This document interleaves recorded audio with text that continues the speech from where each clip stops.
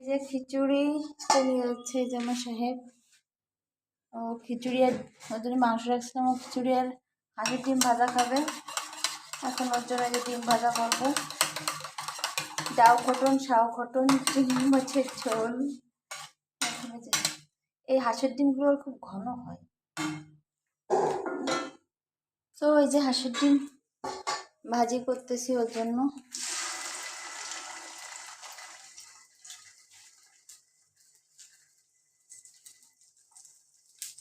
এই যে ডিম ভাজি হচ্ছে।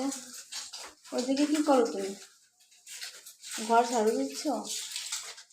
আচ্ছা, এদিকে ডিম ভাজি হচ্ছে, বড় করে ভাজি দিই।